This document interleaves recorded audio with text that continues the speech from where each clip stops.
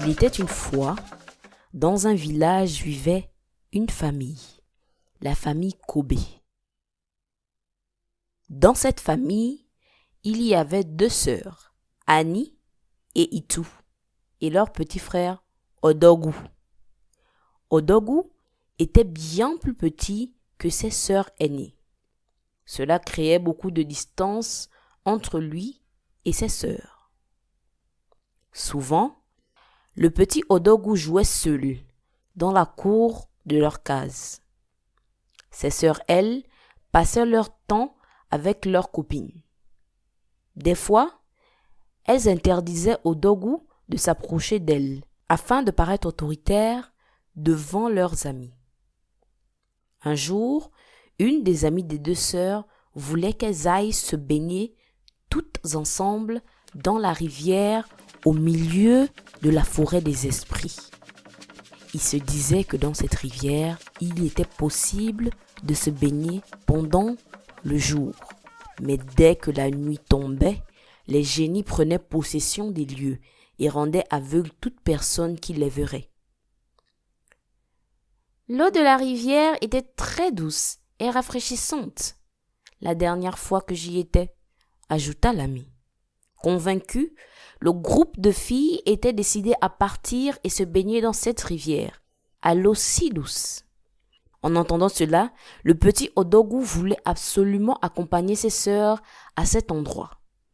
Il voulait aussi voir ces eaux scintillantes.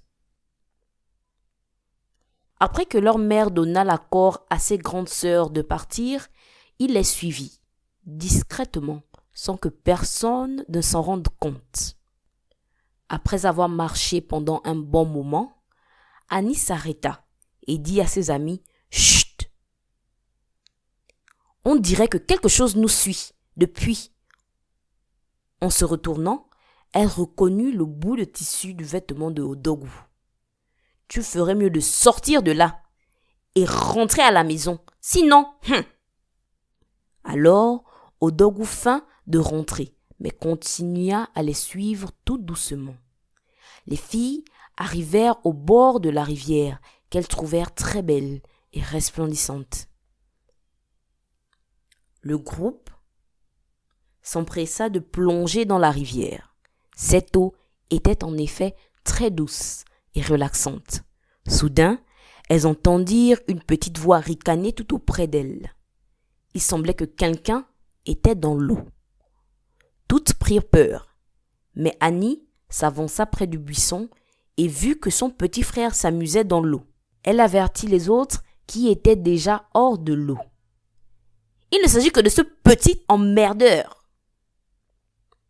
Elles se mirent toutes à rire, mais Annie et ses amis voulaient qu'Odogu rentre immédiatement à la maison. Itu, l'autre sœur, n'était pas d'accord. « Il est déjà ici, avec nous. En plus, il ne peut pas rentrer seul à la maison. Tu peux rester avec nous, Odogu. » Annie ajouta. « Il est alors sous ta responsabilité. Je suis venue pour m'amuser, moi. » Tous passèrent une belle après-midi dans l'eau. Ils étaient tous joyeux et oublièrent qu'ils devaient déjà rentrer.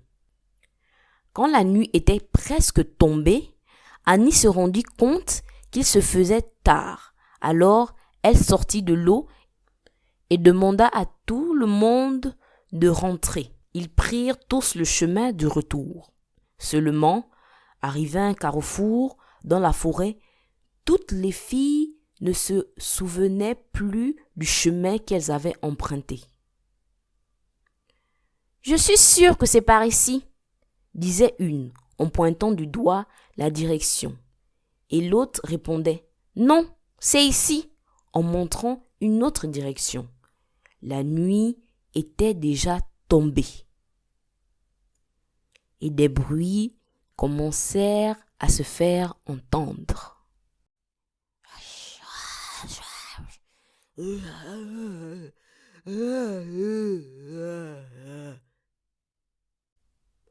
Odogu reconnut la pierre qu'il avait laissée sur la route afin de se retrouver.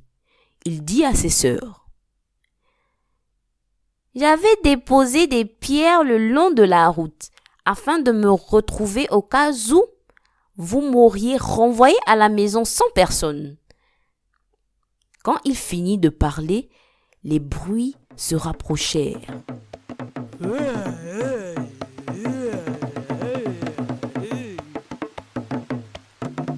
Et ils se mirent à courir en direction du chemin d'Odogwu.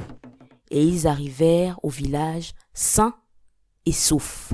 Dans la nuit, les sœurs remercièrent Odogwu et apprirent à le considérer depuis leur petite aventure.